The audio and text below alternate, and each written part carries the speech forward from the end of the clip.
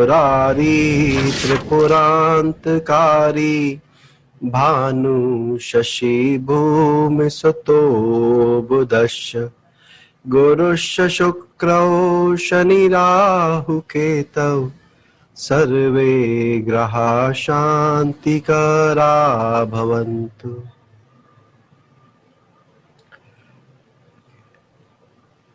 तो अभी तक हमने बात की थी कि भाई शुक्र का जो गोचर है, वो सॉरी उससे पहले मैरिड लाइफ के लिए हमने 7th हाउस पे स्टार्ट किया था, राइट। और फिर डिसाइड किया था कि वीनस के ऊपर बात करेंगे, वीनस के अष्टक वर्ग पे बात करेंगे। वीनस का ही अष्टक वर्ग क्यों?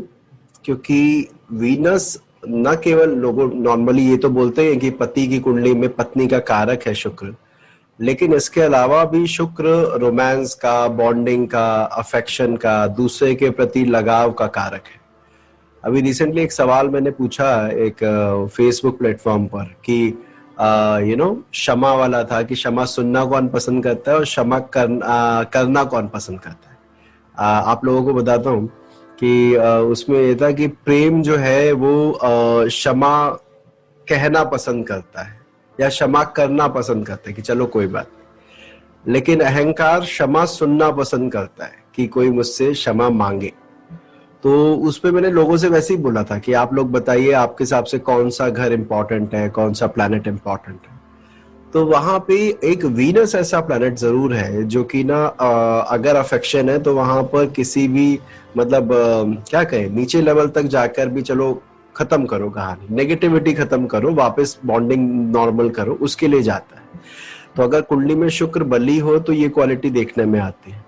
और वही सूर्य या बृहस्पति बली हो तो उसके लिए डिफिकल्ट हो जाता है कि दूसरे से क्षमा कैसे मांगे, गलती कर भी दी तो भी उस गलती को भी झेलते हैं आगे। आपको एक चीज बताता हूँ, एक पत्रिका आई, उसमें क्या था कि लगन में उच्च का सूर्य बैठा था और अभी मुझे प्लैनेटरी पोजीशन याद नहीं आ रही, तो कुंडली उनकी माता जी लेकर आई और माता जी ने आके ये बोला कि मेरी बेटी ने ना कहीं गलत जगह शादी कर ली है, लव मैरिज की है अपनी पसंद से, लेकिन वो लड़का आर्थिक रूप से भी, पारिवारिक रूप से, हर तरीके से उससे हल्का है। न केवल हल्का है, वो नशा भी करता है, ये सारी बातें भी है। कह रही लेकिन हमारी लड़की ने हमसे लड़कर झगड़कर उस लड़के के साथ विवाह कर लिया। अब हमें भी पता है वो दुखी है, उसे भी पता है वो दुखी है, लेकिन बात पैचअप नहीं हो पा रही है। मतलब हम कह रहे हैं छोड़ दे उसको, लेकिन वो अब छोड़ने को राजी नहीं है। तो कह रही क्या किया जाए? तो मैंने बोला पहले तो आप ये कहना छोड़ो कि तूने गलती करी है, क्योंकि जब तक आप बोलोगे तुमने गलती करी है तब तक उस गलती को वो गलती नहीं मानने के चक्कर में निभाती रहेगी। आप कह दो ठीक है जो तूने किया अच्छा किया, तेरे हिसाब से सही रहा होगा, लेकिन अब जो सिचुएशन है उसको देखकर हैंडल करें तो बेहतर है।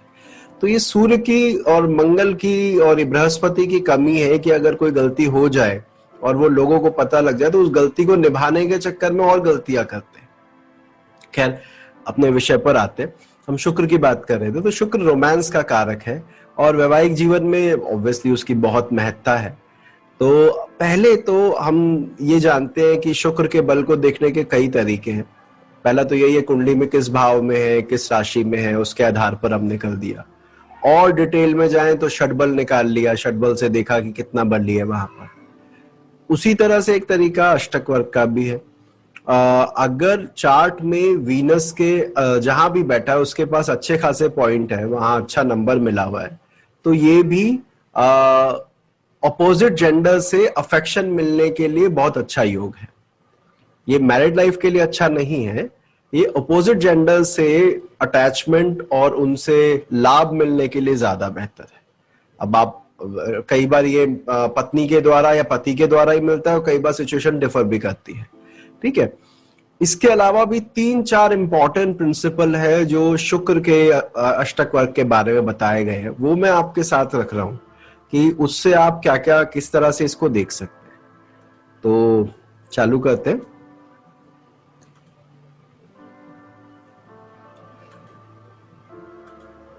देखिए सबसे पहला तो ये कि शुक्र का राशि स्वामी 5 या उससे अधिक बिंदु के साथ बैठा हो तो मैरिड लाइफ अच्छी चलती है, या वही रोमांस अच्छा प्राप्त होता है लाइफ में।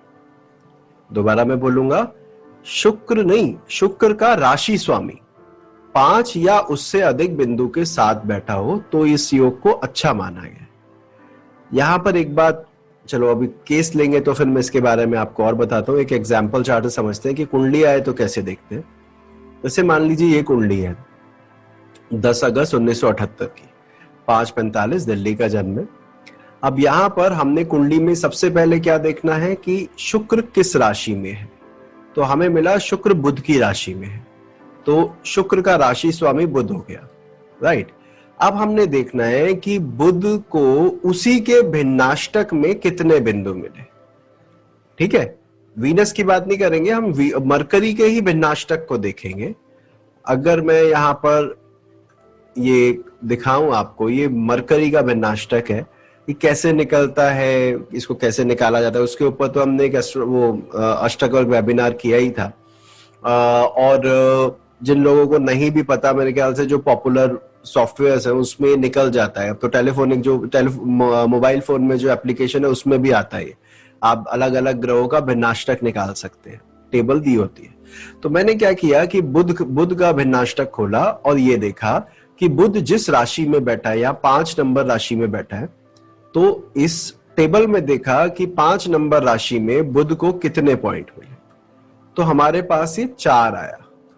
ठीक है, एज पर रूल 5 या 5 से ज्यादा हो तो बेहतर होता है। ठीक है, तो इस तरीके से भी आप देख सकते हैं कि लाइफ में वीनस का क्या बोले, रोमांस का जो लेवल है वो किस तरह का रहेगा। एक चीज और समझिएगा जो इंपॉर्टेंट है यहाँ पर, बुध का भिन्नाष्टक किसी का भी हो, चाहे वो आप में से मतलब ऋतु जी का हो, योगेश जी का हो या मेरा हो, सबको कुल मिला के 54 बिंदु ही मिलते हैं। हम में से किसी को ज्यादा या कम नहीं मिल सकते। अगर हम 54 को देखें, 54 हमने 12 हमारे पास भाव है, हमें टोटल 54 ही मिलना है, तो एवरेज जो है ना वो 4.5 से ऊपर की हो जाती है। समझ रहे, अगर मैं 54 को 12 से भाग दे दूं तो मेरे पास क्या उत्तर आएगा, मेरे पास जो उत्तर आएगा वो 4 पॉइंट समथिंग आएगा। उसके अकॉर्डिंग 4.5 तो एवरेज है। अगर ऐसे में उससे भी कम मिल रहे हैं, 4 मिल रहे हैं, तो ये अच्छा नहीं माना जाएगा, और जितना कम होगा उतना नुकसान ज्यादा होगा। ठीक है, तो यहां पर इसको देखना जरूरी होता है। इसके अलावा हम एक बार शुक्र के उस पर भी ध्यान देते हैं कि शुक्र को कितने बिंदु यहां पर मिले। तो जो शुक्र का भिन्नाष्टक खोला तो वहां पर उसको यहां पर 3 बिंदु मिले, अगर आप देख पा रहे हो तो। शुक्र नीच का तो बैठा ही है, जैसा कि कुंडली में आपको नजर आ रहा होगा। राहु मंगल के भी साथ है, 2 क्रूर ग्रहों के साथ है, वो भी बहुत ज्यादा अच्छा नहीं है। उसके बाद शुक्र को टोटल 3 पॉइंट मिले, और शुक्र के भिन्नाष्टक 52 का होता है। मतलब किसी की भी कुंडली उसमें 52 पॉइंट ही मिलते हैं, कहीं ज्यादा कहीं कम करके सबको जोड़ दोगे तो 52 आएगा। उस हिसाब से एवरेज अगेन 4 से ऊपर होनी चाहिए, 4.5 सवा 4 होनी चाहिए, लेकिन ये तो उससे भी कम है। तो यहां पर ये मैरिड लाइफ के लिए अच्छे संकेत को नहीं दर्शाता।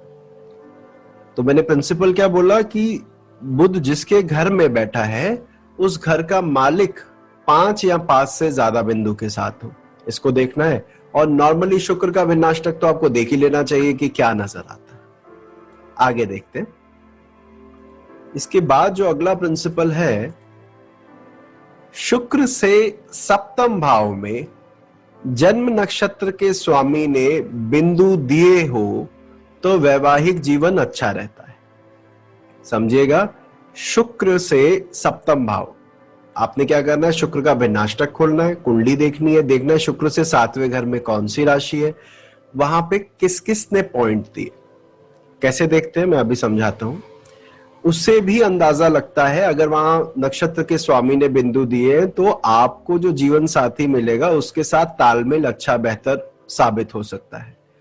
एक बात यहां समझिएगा, शुक्र से सप्तम भाव लाइफ पार्टनर का है, और शुक्र से पंचम भाव आपके आपका अगर कोई बॉयफ्रेंड या गर्लफ्रेंड है उसके लिए देखा जाता है, आपके प्रेम संबंधों के लिए देखा जाता है।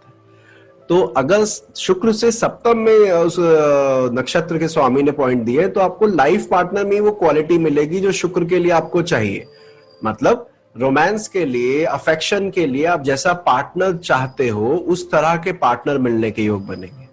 अगर शुक्र से 5वें में वो बिंदु है तो ऑब्वियसली, वैसे तो देखिए आज के टाइम में पीयर प्रेशर में भी आगे लोग गर्लफ्रेंड बॉयफ्रेंड बनाते हैं, लेकिन अगर हम नॉर्मल वे में कहें कि हमें किसी के साथ अटैचमेंट फील हो रही है, तो ऑब्वियसली शुक्र से 5वें घर में उस नक्षत्र के स्वामी ने बिंदु दिए होते हैं।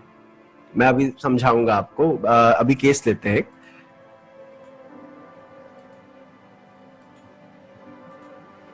अब इसी को देखिए, ये कुंडली है 8 जुलाई 1985 की, मैक्सिको का बर्थ प्लेस है इनका, और 10:15 रात का जन्म है।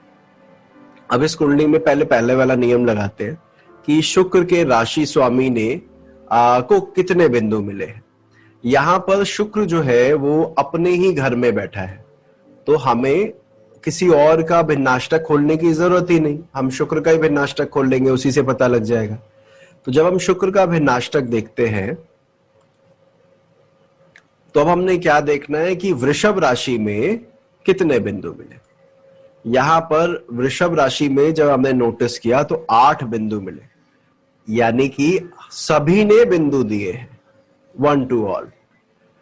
इसका मतलब यह है कि ये वैवाहिक जीवन के लिए, या मैं अपने शब्दों को सही करूंगा, अपोजिट जेंडर से रोमांस प्राप्त करने के लिए बहुत अच्छा योग है। आपको ऐसे साथी मिल जाएंगे जो आपके प्रति अच्छा भाव रखते हैं, प्रेम भाव रखते हैं। तो यहां पर ये पॉइंट का आना तो बहुत अच्छी चीज दिखा रहा है।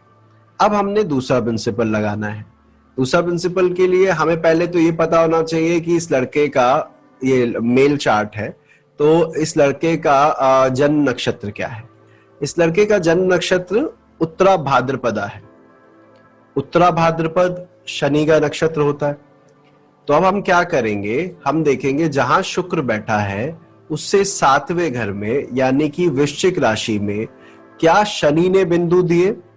अगर शनि ने बिंदु दिए तो मुझे मेरे लाइफ पार्टनर से ही वो प्रेम या वो उनके साथ प्रगाढ़ता बनेगी। अब मैं वृश्चिक में आया, ये रही वृश्चिक राशि, और ये रहा मेरा शनि जो मेरा नक्षत्र का स्वामी है। इसके सामने और वृश्चिक के नीचे मुझे 0 मिला। इसका अर्थ ये हुआ कि मुझे वो जो 8 बिंदु मिल रहे हैं वो मुझे कई जगह से प्रेम दिखा रहा है मिलता हुआ, लेकिन जिससे मुझे चाहिए, या मैं कहूं कि जो हमारा लाइफ पार्टनर है, उसके लिए ये बहुत अच्छे संकेत नहीं है। एक बात और समझिएगा, यहां पर मैंने जब पढ़ रहा था तो मेरे दिमाग, स्वाभाविक सी बात थी ये आना कि मेरे जन्म नक्षत्र से मैं क्यों देखूं, मैं अपने जो लाइफ पार्टनर है उसका जन्म नक्षत्र देखना चाहिए। समझ रहे हो मेरी बात, कि भाई मेरा जीवन साथी रोहिणी का है तो मैं चंद्रमा ने बिंदु दिए कि नहीं दिए वो देखूं, क्योंकि मेरा जन्म नक्षत्र देता है कि नहीं देता वो तो दिखा रहा है मेरा बिहेवियर कैसा है टुवर्ड माय स्पाउस। समझ रहे हो, क्योंकि उसमें तो हमने लड़की का तो, या जो भी आपका जो विपक्ष है या जो जिसके साथ विवाह होना है उसका तो हमने देखा ही नहीं, हमने तो अपने से ही चेक किया है। तो अपने से चेक करने का मतलब है मेरी इंटेंशन कैसी है मेरे 7th हाउस को लेकर, वो पता लग रहा है। ठीक है, और अगर उसके जन्म नक्षत्र ने दिया होता, जन्म नक्षत्र स्वामी ने, तो इसका मतलब है उसकी तरफ से प्रेम मुझे मिलेगा। कॉम्प्लिकेट तो नहीं हो रहा, सिंपल है ना, मेरी बात समझ में आ रही है कि भाई मेरे जन्म नक्षत्र नहीं देगा तो मुझे दिक्कत है, मेरी प्रॉब्लम है, वो मेरे लाइफ पार्टनर की प्रॉब्लम नहीं है। तो इस तरह से बताया गया कि शुक्र से 7वें घर में बिंदु दिया है कि नहीं दिया है वो जरूर देखें मेरे जन्म नक्षत्र के स्वामी ने, तो वो बहुत अच्छा एक संकेत देता है। अच्छा, यहां पर एक बात और देखिएगा, न केवल शुक्र जिसकी राशि में उसको 8 मिले हैं, शुक्र को भी 8 मिले हैं। स्वाभाविक रूप से शुक्र अपने घर में है तो उसको मिलेगा भी। शुक्र यहाँ पे स्वराशि का 4थे भाव में बैठा है, दिग्बली है, लेकिन पाप कलत्री योग में, दोनों तरफ पापी ग्रह बैठे। मैंने एक पाप कलत्री योग में पहले बताया है एक वीडियो में कि अगर पिछले वाला ग्रह वक्री हो तो पाप कलत्री क्षीण हो जाता है, लेकिन स्टिल इट इज अ पाप कलत्री योग। तो अगर ये है, अब आप सूर्य पर भी ध्यान दीजिएगा कि कुंडली में सूर्य कहाँ बैठा है, क्या वो बली है, क्या वो निर्बल है। सूर्य त्रिकोण भाव में बैठा है, मतलब जो मेरा शुक्र है, जो मेरी लाइकिंग्स है, और जो मेरा 7th भाव का स्वामी है, वो कहीं ना कहीं पास है, कहीं ना कहीं उनके बीच में कोई ग्रह नहीं है, वो कनेक्टेड है। ये कॉम्बिनेशन लव मैरिज की ओर इशारा देते हैं। मेरी बात समझना, शुक्र हुआ या पंचमाधिपति हुआ, अगर इनके और सप्तमाधिपति के बीच में कोई और ग्रह नहीं है तो ये दिखाता है कि हमारी जो जर्नी है वो सक्सेसफुल हो सकती है, या मतलब जो प्रेम संबंध है वो मैरिज में कन्वर्ट हो सकते हैं, बशर्ते वो पीड़ित ना हो। अगर वो पीड़ित है तो स्थिति और गंभीर हो जाती है, फिर तो वो हो जाता है कि एक पैशनेट लव स्टोरी का एक ट्रेजिक एंड हो जाता है कि आप किसी को बहुत पसंद करते थे लेकिन वो आप उसके साथ रह नहीं पाए। तो इसको जरूर देखिएगा। आगे बात करते हैं। एक ये नियम है, बहुत आसान। शुक्र के भिन्नाष्टक में जिस राशि में कम बिंदु हो उस दिशा से यदि जीवन साथी आए तो वैवाहिक जीवन में परेशानी आती है। इसको उल्टा आप अपने आप भी कर सकते हैं कि अगर शुक्र के भिन्नाष्टक में जिस राशि में ज्यादा बिंदु है, यदि उस दिशा से जीवन साथी आए तो वैवाहिक जीवन सुखमय होता है। ठीक है, ये प्रिंसिपल को देखने के लिए दो तरीके होते हैं। एक तो ये है कि आपको पता होना चाहिए कि कौन सी राशि कौन सी दिशा को दर्शाती है। जैसे उदाहरण के लिए मैं आपको बताऊं, 1, 5 और 9 यानी कि अग्नि तत्व राशियां पूर्व दिशा की ओर इशारा करती है। 2, 6, 10 दक्षिण दिशा को दिखाती है। 3, 7, 11 पश्चिम दिशा की ओर इशारा करती है। और 4, 8, 12 कर्क, वृश्चिक और मीन उत्तर दिशा के बारे में बताती है। तो अब हमें क्या देखना है, एक तरीका यह है कि मान लीजिए उत्तर दिशा से मुझे मेरा जीवन साथी मिल गया, मेरे लिए रिश्ता आया और रिश्ता आ गया कहीं उत्तर दिशा से। अब कंफ्यूजन ये कि उत्तर दिशा की तो 3 राशियां हैं, 4 भी है, 8 भी है, 12 भी है। अब मैं किससे देखूं, कहीं ना कहीं तो एक आध ज्यादा पॉइंट हो ही सकता है। तो इसमें क्या करना है, आपने तीनों राशियों को जोड़ देना है। ठीक है, तीनों राशियों को जोड़ दीजिए और उसके बाद देखिए कि सम क्या आ रहा है, उससे आपको पता लग जाएगा। क्योंकि वैसे ये नियम आप लगा ही नहीं पाएंगे, लगेगा नहीं, सीधी सी बात है, क्योंकि एक दिशा के 3 आपके वो है, प्रतिनिधित्व कर रही है 3 राशियां, तो इसको कैसे देखें। इसको एग्जाम्पल चार्ट से समझते हैं दोबारा। ये वही पहले वाला ही चार्ट है जो हमने शुरू में देखा था कि बुध का भिन्नाष्टक में 4 पॉइंट मिले थे, शुक्र को 3 मिले थे, याद हो आपको। तो अब इस कुंडली में अगर हम देखें, ये मैंने शुक्र का भिन्नाष्टक खोल लिया और अब दिशाओं की बात करते हैं। एक और चीज, यहाँ पर वो तारा भी देखते हैं, जन्म नक्षत्र का जो स्वामी है वो उसको पॉइंट मिला कि नहीं मिला। योगेश जी आप मेरी हेल्प कीजिए, कैसे करूं मैं इसको, देखूं। सर अपने को जो जन्म नक्षत्र है वो चित्रा, उसका ओनर कौन है उसको देखना है अपने को, और वो जो वीनस से 7th हाउस में जो राशि आ रही है, हाँ, उसमें वो वीनस, वो जो जन्म नक्षत्र तारा ओनर है वो कितने पॉइंट दे रहा है या नहीं दे रहा है, उसके हिसाब से देखना है। अगर पॉइंट दे रहा है तो ओके है, नहीं दे रहा तो नहीं है। ठीक है, तो आपके हिसाब से सूर्य से, शुक्र से सप्तम भाव में कौन सी राशि है? सर मीन राशि आ रही है सर। ठीक है जी, मीन राशि आ रही है, तो मैंने मीन राशि मार्क कर ली। और मेरे जन्म नक्षत्र का स्वामी कौन है? सर चित्रा नक्षत्र का मंगल है सर। ठीक है जी, तो मैंने मंगल मार्क कर लिया। अब मैंने क्या किया, मंगल के सामने और मीन के नीचे देखा कि क्या मुझे कोई पॉइंट मिला, तो आंसर आया 0, है ना। तो जैसा कि योगेश जी बता रहे हैं, तो इस हिसाब से ये जन्म नक्षत्र के उसने भी पॉइंट नहीं दिया, यानी मैरिड लाइफ के लिए ये और नेगेटिव योग हो गया कि मैं अपने लाइफ पार्टनर के प्रति बहुत ज्यादा अफेक्शनेट नहीं हूं। अच्छा, अब दिशाओं की बात करते हैं कि किस दिशा से किसको फायदा होगा, किस दिशा से नुकसान। तो पहले हमने क्या किया, 1, 5, 9 राशियों को देखते हैं। 1, 5, 9 पूर्व दिशा की ओर दिखाती है, तो 9 राशि में मुझे मिले हैं 5, 1 राशि में मिले हैं 4 और 5 में मिले हैं 3। तो मैंने इन तीनों को जोड़ दिया, 5, 4, 9, 9, 3, 12। तो मेरा उत्तर आना चाहिए पूर्व दिशा के लिए 12। ठीक है, अब हम आ जाते हैं अगली दिशा पे, दक्षिण पे। वही चीज फॉलो कर, 6 राशियों में कितने पॉइंट है उनको देखना है। तो यहाँ पर 6 में हमारे पास 3 है, 10 में हमारे पास 3 है, तो ये 6 हो गए। और 2 में हमारे पास 7 है, 6 और 7 13 हो गए, तो इसलिए 13 लिख दिया। इस तरह हमने बाकी दोनों राशियों को भी लिख दिया। ठीक है, अब देखिए यहां पर 2 राशियां हैं जिनको कम पॉइंट मिले हैं, 12-12, और बाकी 13-15 दिख रहा है। अब नियम अनुसार तो ये हो गया कि भैया 12 पॉइंट है तो ना पूर्व दिशा की लड़की या लड़का लेकर आओ, ना उत्तर दिशा की लड़की या लड़का लेकर आओ। लेकिन आप मुझे एक चीज बताइए, हमारे पास शुक्र के टोटल बिंदु कितने होते हैं? 52 होते हैं। ठीक है, मैंने बताया था ना तो कि सभी की कुंडली 52 पॉइंट होते हैं। अगर 52 को मैं 4 हिस्सों में बांट दूं, यानी 4 से डिवाइड कर दूं, तो मेरे पास कितना? अच्छा, तो 52 है हमारे पास, और हमें इसे 4 से भाग देना है क्योंकि 4 दिशाएं होती है। तो हमारे पास जो उत्तर आएगा, जहां तक मेरी समझ है, 13 आएगा, है ना। तो इसका मतलब है कि अगर जो दिशाओं में 13 की जगह 12 आ जाए या 14 आ जाए, कोई ऐसा नंबर नहीं है कि बहुत ज्यादा फर्क आ गया। एवरेज ही अगर 13 की है तो बहुत ज्यादा फर्क तो नहीं आ सकता। मेरी बात समझ में आ रही है मैं क्या कह रहा हूं?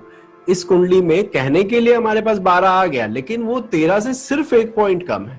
अगर ये 8 आ जाए, अगर ये 10 आ जाए, तो चिंता का विषय है कि अरे उस दिशा से नहीं होना चाहिए, वो दिशा अवॉइड करो। ऐसे ही अगर किसी दिशा में 17, 18, 19 पहुंच जाए, तो उस दिशा में जरूर बात करनी चाहिए, उस दिशा से लाने में बहुत फायदा रहेगा। अगर ये गैप बहुत माइन्यूट गैप है तो इस पर इतना ध्यान देने की आवश्यकता नहीं होती। ठीक है, तो मैं एक बार दोबारा इसको दिखाता हूं। अच्छा, अगले नियम की बात करते हैं। इस पॉइंट को तो वैसे आप समझ ही गए हैं, अगली बार इसको और यूज कर लेंगे अगले केस में। 6, 8, 12 भाव में अगर पीड़ित शुक्र हो, वैसे तो वैसे ही वो खराब हो गया मैरिड लाइफ के लिए, क्योंकि शुक्र का 6, 8, 12 में बैठना और अफ्लिक्टेड होना मैरिड लाइफ के लिए अच्छा नहीं होता। उसके बाद ये भी कह दिया गया कि उसको 3 या 3 से भी कम बिंदु मिले हो तो सिचुएशन काफी गंभीर हो जाती है। अब अगर मैं इस नियम को लगाऊं कुंडली पे, तो ये ना इनवेरिएबली पूरी तरह लगता है। जितने केसेस आए उनमें देखा कि मैरिड लाइफ बहुत ज्यादा परेशानी वाली थी, या कुछ भी उस लाइफ में अच्छा नहीं चल रहा था। डाइवोर्सी का कॉम्बिनेशन है या और इस तरह के कॉम्बिनेशन थे। जरा इस कुंडली पे ध्यान दीजिएगा, 20 अप्रैल 1972 की है, अल्बामा यूएस से। अब अगर आप यहां देखें तो शुक्र 6ठे घर में स्वराशि का बैठा है, राइट, और उसके साथ 2 क्रूर ग्रह बैठे हैं, शनि मंगल, उस पर राहु की दृष्टि आ रही है। ठीक है, अच्छा, अब नियम सारे लगाएंगे, वो सिर्फ ये आखिरी वाला नहीं। पहले तो हम पहले नियम से चालू करते हैं। पहला नियम हमारा क्या था कि शुक्र जिस राशि में बैठा है उसके स्वामी को कितने पॉइंट मिले हैं, है ना। तो अगर हम इस पर अप्लाई करते हैं वो, तो यहाँ शुक्र अपने ही घर में बैठा है, तो मुझे ज्यादा मेहनत नहीं करनी, मुझे केवल शुक्र का अष्टक वर्ग खोलना है। जब मैंने शुक्र का अष्टक वर्ग खोला तो मुझे वहां पे 3 बिंदु दिखे। तो यानी कि पहले नियम के अनुसार मैरिड लाइफ या ऑपोजिट जेंडर से अफेक्शन मिलने की संभावनाएं काफी कम हो गई। एक, इसके बाद अगले स्टेप पर आते हैं। अगला स्टेप था कि जन्म नक्षत्र का स्वामी शुक्र से 7वीं राशि में पॉइंट दे रहा है कि नहीं। यहां पर जन्म नक्षत्र है पुनर्वसु, पुनर्वसु का स्वामी होता है बृहस्पति। अब हम क्या करेंगे, भूमिका कौन सी राशि में देखूं कि शुक्र को पॉइंट मिला है कि नहीं मिला? धनु में। धनु में या कहीं और? देखो, शुक्र से 7वां घर, हाँ, सब वृश्चिक राशि में। वृश्चिक राशि में, चलिए ठीक है। तो अब मैं क्या करूंगा कि वृश्चिक राशि पर ध्यान दूंगा कि वृश्चिक राशि में गुरु ने पॉइंट दिया है कि नहीं दिया। ठीक है, तो जब मैंने गुरु पे ध्यान दिया और वृश्चिक राशि पर आया तो मुझे यहां पर ये 0 मिल गया। ठीक है, अगर ये 0 मिल गया तो इसका मतलब है कि मैं मेरी तरफ से भी कोई ऐसा, मैं अपने लाइफ पार्टनर के प्रति बहुत ज्यादा अफेक्शनेट नहीं हूं। ऊपर से पहले ही वहां पर उसके स्वामी को भी कम बिंदु मिले हैं। तीसरा, जो लास्ट प्रिंसिपल हमने डिस्कस किया कि अगर शुक्र 6, 8, 12 में हो और अफ्लिक्टेड हो और उसको कम बिंदु मिले तो स्थिति खराब हो जाती है, वो भी यहाँ पर अप्लाई होता है। वैसे भी कुंडली में भी अगर आप नोटिस करेंगे तो सप्तम अधिपति बुध बनता है, जो कि 4थे भाव में नीच का विराजित है, राइट। अब ये सारे कॉम्बिनेशन देखते हुए मैरिड लाइफ के लिए ये चार्ट बेहद खराब बताया जाना चाहिए, जो कि है भी। जहां तक कि पहले तो मैरिज हो नहीं रही थी और जो हुई तो उसके साथ 6 महीने के भीतर भीतर तलाक के योग बने। यहाँ पर वो डायरेक्शन वाला भी आप देख सकते हैं। मैंने वैसे इसमें सच कहूं तो इनसे पूछा नहीं था कि इनका लाइफ पार्टनर किस डायरेक्शन से आया, लेकिन मैं फिर भी आपको एक चीज दिखाना चाहूंगा कि देखिए यहाँ पर मैंने आपको पहले ही कहा कि 13 तो एवरेज पॉइंट है। जितना ज्यादा गैप होगा उतना ज्यादा आपका रिजल्ट एक्यूरेट होगा। तो अगर ये पश्चिम दिशा की तरफ जाते हैं तो हम कहेंगे पश्चिम दिशा से अगर किसी आपका लाइफ पार्टनर आया तो वो अच्छी बात नहीं है। अगर आपका लाइफ पार्टनर उत्तर दिशा से आया है तो वो आपके लिए बहुत अच्छा है। तो इस तरह आप इस नियम को लगा सकते हैं, शुक्र के भिन्नाष्टक को। और जब आप इसे यूज करेंगे, मतलब कुंडलियों पर लगाएंगे, तो बहुत सीधे सीधे 3 से 4 प्रिंसिपल लगा के शुक्र भिन्नाष्टक काफी हेल्प कर देता है। डायरेक्शन के लिए वैसे भी लोग बहुत बार पूछने आते हैं, है ना, कि अरे किस दिशा में ढूंढे, ठीक है। और मैं अपना आपको केस बताऊं, इसको लेके मैं कई बार फेल हुआ हूं मतलब कि मैंने दिशा सही प्रिडिक्ट भी कर दी, लेकिन डिस्टेंस सही प्रिडिक्ट नहीं कर पाया। मैंने पहले बताया आपको इस बारे में कभी नहीं? अच्छा, मैं बताता हूँ आपको। हुआ क्या कि हिसार करके एक जगह है हरियाणा में, वहां का एक केस आया था। तो उन्होंने मुझे दिखाया और पूछा कि जी आपको कहाँ दिखता है, किस दिशा में विवाह होगा। तो मैंने उनको एक दिशा बता दी जो कुंडली के हिसाब से आ रही थी। तो कह रहे उस दिशा में क्या क्या पड़ता है, क्योंकि क्लाइंट इतना भी सब, हर कोई इतना समझदार नहीं होता कि वो आपको आप कहोगे दिल्ली तो वो बोलेगा दिल्ली हिसार से कहाँ पड़ेगी, या अलग अलग सिटी कहाँ पड़ेगी। तो मैंने गूगल मैप खोला और वहां से वो डायरेक्शन आ रही, मैंने कहा ये शहर है, ये शहर है, ये शहर है, कर दिया मार्क। ठीक है, बहुत बढ़िया। अच्छा, मैं आ गया। 2 साल बाद उस लड़की की अपने ही पड़ोस के किसी लड़के से शादी हो गई। वो शहर उन्होंने इतने निकलवा दिए और पता लगा कि अच्छा घर उसी डायरेक्शन में था। जब मैं बाद में गया तो उन्होंने कहा जी ये है, तो फिर मैंने कहा यार देखो तो सही कि वो नियम लगा के नहीं, तो नियम तो सही लगा, लेकिन उनके दिमाग में भी नहीं था। वो भी अपनी बच्ची को, हर कोई जैसे गांव के लोग रूरल इंडिया में होता है ना थोड़ा, कि थोड़ा बाहर भेजेंगे, अच्छी शहर में जाए। तो उस गुड़िया का जो विवाह हुआ उसी शहर में हो गया, उसके घर से थोड़ी सी दूरी पर। तो ये डायरेक्शन बताने में हमें डिस्टेंस बताना भी बहुत मैटर करता है कि वो बहुत दूर है या पास है। और इसके लिए वैसे एक छोटा सा प्रिंसिपल अभी मैं शेयर करूं कि लगन लॉर्ड और 7th लॉर्ड अगर आमने सामने है या षडाष्टक है तो डिस्टेंस होने की संभावना ज्यादा होती है। मतलब इसको सीधी भाषा में मैं कहूं कि लग्नेश से देखो कि 7th लॉर्ड कितनी दूरी पर बैठा है, और सबसे ज्यादा दूरी 7वें भाव वाली है, ठीक है। 7वां 180 डिग्री है, उसके बाद वो वापस आने लग जाता है, पास ही आने लग जाता है। ये नियम तब अप्लाई होता है जब आपकी लगन कुंडली का लग्नेश बली हो। अगर गलती से चंद्र कुंडली बली हो तो ये नियम नहीं लगता, क्योंकि इस नियम को लगाने के भी तरीके हैं थोड़े से। लेकिन आप अगर कभी कोशिश करना अपने चार्ट पे लगाने की, जिनका पड़ोस में ही विवाह हुआ हो, मतलब कि आप 10 मिनट में अपने घर पहुंच गए, मिलके आके वापस आ गए, अगर ऐसा है तो, बल्कि मैं अब उनको भी कहूंगा जो ये वीडियो बाद में देख रहे हैं, अगर आपके पास कोई ऐसा चार्ट है जिसका मायका ससुराल बहुत ज्यादा पास है, तो वो हमें बताइएगा, उनके डिटेल भेजिएगा, हम भी देखेंगे कि भैया वहां पे कितनी पास का हुआ केस। और अगर हाँ सॉरी राखी जी आप बताइए। सर मेरी शादी भी उसी शहर में हुई है, सेम शहर है। शहर में हुई है, अच्छा। वैसे कितना घर से दूरी कितनी है आपके? 4 किलोमीटर भी नहीं है। अच्छा वेरी क्लोज। चलो ठीक है। ऋतु जी आप बता रहे हैं कुछ? तो मेरा तो आधा किलोमीटर। आधा किलोमीटर? हाँ। अरे वाह, तो ठीक है। फिर तो आप दोनों के केसेस को ही देखेंगे पहले कि आप दोनों के लग्नेश सप्तमेश परस्पर कैसे बैठे, एंड 3rd लॉर्ड का 7th लॉर्ड से क्या कनेक्शन है। एक बात और देखिएगा, पड़ोस के लिए ना तीसरा भाव देखा जाता है ना, आपको पता होगा तीसरा घर नेबर के लिए यूज किया जाता है। तो अगर 3rd एंड 7th का कोई कनेक्शन आता है, दोनों साथ बैठे एक दूसरे की राशि में है, तो वहां पर भी ये योग आता है कि इतनी पास हो जाता है, ठीक है। इस पे वैसे करेंगे चर्चा, क्योंकि कई बार मैंने इसमें नेबरिंग स्टेट में भी देखा है। आई रिमेम्बर एक ने चलो यहाँ के थोड़ा लंबा हो जाएगा, बाद में कभी इसको डिस्कस करेंगे चार्ट दिखा के ही, वरना तो बताना भारी हो जाएगा। तो खैर इस तरह आप देख सकते हैं। बाकी आप लोग बताइए, आपका कोई सवाल कुछ आप पूछना चाहते हो इस टॉपिक पर?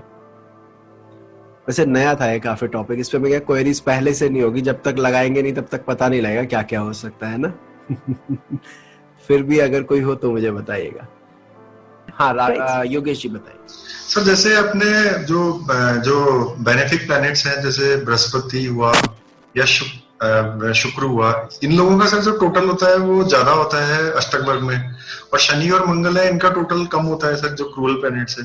तो अगर सर ये ज्यादा नंबर अगर अष्टक वर्ग में देने की संभावना कम हो गई, अगर अपन एवरेज अगर देखेंगे, तो अगर ये अगर ज्यादा नंबर दे रहे हैं तो इसका मतलब शुक्र के लिए बेनिफिशियल हो गया सर ज्यादा। देखो पहला सिद्धांत आपने ना मरम स्थान पकड़ लिया। आप एक बात सोचिए जरा कि अगर कोई ग्रह शनि की राशि में, शुक्र की बात कर लेते हैं, शुक्र अगर मंगल की राशि में है, शनि की राशि में है, सूर्य की राशि में है, तो चांसेस वैसे ही हो गए कि उसको तीन या तीन से कम ही मिलेंगे, क्योंकि वो बेचारे तो बांटते ही कम है। 39 है किसी का, जो नंबर मुझे अभी याद आ रहा है 37 है, 39 है, ऐसे नंबर। तो इसका मतलब है आपने इनडायरेक्टली वो बात बोली थी कि भैया क्रूर राशि में शुक्र गया तो वो पीड़ित हो गया। इन्होंने कान वैसे ना पकड़ के उल्टा करके पकड़ा कि अरे शुभ ग्रह के घर में भी आप चले गए, उसके बाद अगर आपको तब भी नहीं मिले पॉइंट, तब भी आप अगर कम पॉइंट पे हो, तो फिर सिचुएशन क्रिटिकल। आप ये देखिए, जैसे ये कहा कि शुक्र अपने भिन्नाष्टक में 3 से कम लेके बैठे, 3 से कम लेके बैठना बहुत कम चांसेस है 3 या 3 से कम होने के शुक्र के, कि जब आप 52 रहे हो तो 3 तो मतलब बहुत ही ज्यादा आपने डाउन कर दिया अपना वो वैल्यू, ठीक है। और वहीं जो ये कहा गया कि उसके राशि स्वामी को अपने भिन्नाष्टक में ज्यादा मिलने चाहिए, 5 या उससे ज्यादा। तो अगर राशि स्वामी सूर्य हो, राशि स्वामी मंगल हो, शनि हो, उसको 5 मिलने की संभावनाएं बहुत कम है ना। तो मतलब इनडायरेक्टली बात वही आ गई कि क्रूर राशि में शुक्र बैठा है तो ये ज्यादा अच्छा नहीं है, और शुभ राशि में शुक्र बैठा है तो ये ज्यादा अच्छा है रोमांस के लिए और अफेक्शन। आशा करता हूं कि ये वीडियो आपको अच्छा लगा हो, आपका ज्ञानवर्धन हुआ हो। यदि ऐसा है तो इस वीडियो को लाइक करना ना भूलिएगा। आपके लाइक हमें प्रोत्साहित करते हैं कि हम और बेहतर कार्य करें। ज्योतिष संबंधित और जानकारी के लिए आप इस चैनल को सब्सक्राइब कर सकते हैं। मिलते हैं अगली बार इसी विषय के साथ। जय श्री राम।